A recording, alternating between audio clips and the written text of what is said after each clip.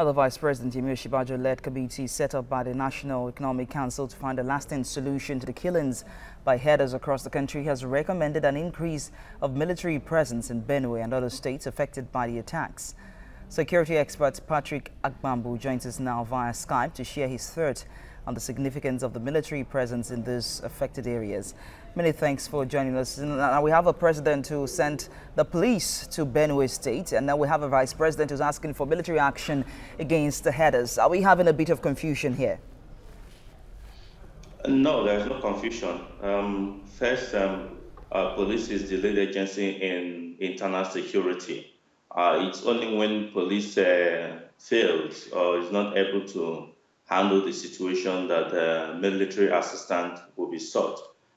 As it were, now it's obvious that the police have not been able to handle the situation, and the need for stronger action against whoever is causing this trouble and killing Nigerians should be taken. So it's not a confusion. It's not confusion. The IG reported, as directed by the president, he visited Benue State and Nasarawa State, where he held meetings with various community leaders and assessed things by himself. And we know that he submitted a report to Mr. President, and there was a Security Council meeting. As I'm sure is the outcome of that review that may have necessitated the call for stronger military presence in that region. Now, you listened to members of the communities earlier saying that the government is complicit in this by taking sides. Do you think the government has really been taking sides? Government, as far as I know, is not taking sides with anybody. Security issues is not it's not as automatic as people would expect, but there are many factors that are involved. We have said that our borders are very porous. We have said that our intelligence community have not actually done their real work, but they need to infiltrate and find out what is happening. We also are aware that terrain where most of all these people inhabit or make camps are not very comfortable. So we need more serious security arrangement to be able to infiltrate and get to find out where these things are happening.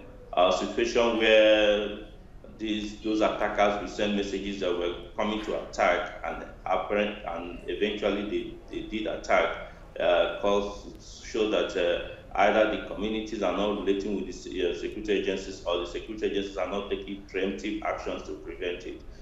So really, as it is, government, I wouldn't say they're taking sides. But I think that more action needs to be taken, because whoever is causing this actually does not mean well for the government and for Nigerians. And so they must take drastic measures to be able to solve this problem once and for all. Now, do you think drastic measures should also be calling on the owners of the cattle to ranch the animals, or for states across Nigeria to provide land for cattle colonies? One of the things we found out in our own study of this situation is that we need to be able to clearly state that these people that are killing people are not herdsmen. These people that are killing people are terrorists and militia groups that are coming into the country, but of course by invitation by some Nigerians to cause problem.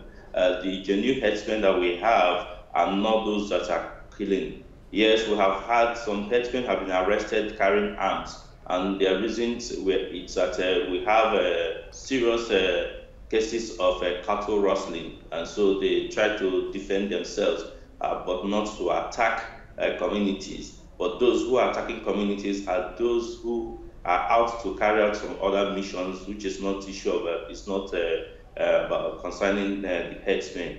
Just like you heard one of the respondent in the report you took earlier said that it's not herdsmen farmers clashes. It's these are outright militia groups that are fighting for whatever cause it is, and that is why government should take serious actions immediately. Ranching is a good solution. It's what is being practiced all over, but it's something that has to be systematically and progressively done. It's not an immediate action that you can't, because these are Nigerians, the Fulanis are Nigerians, and they have culture, they have tradition. We expect governments to talk to them to be able to say, listen, this is a better way, this is a more modern way of handling, and so if we're giving between now and the next 12 months or the next 6 months, you have to adopt to the system that has to be introduced. Those are solutions that can be taken. Then colonies. A lot of people have spoken against colonies.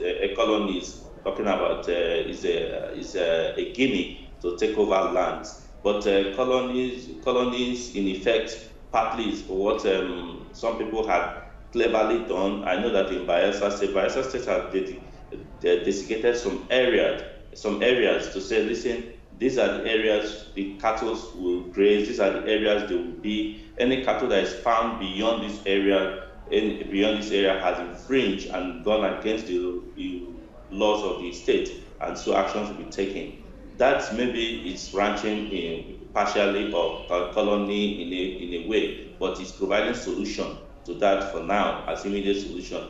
The long-term solution is going into the modern way of breeding and grazing cattle, which is the ranching. It has to be done.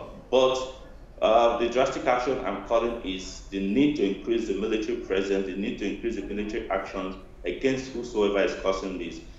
We would want to see the Nigerian Air Force deploy some of its aircraft to be able to survey and get reports about the movement of all these militia groups and report back so that the ground forces can be able to specifically attack. We know that where most of these people are operating up in the hills and in the forest, in the middle belt. We look forward to peace in this troubled state. Thank you so much for your time, security expert Patrick Agbambu. We appreciate you. Thank you very much.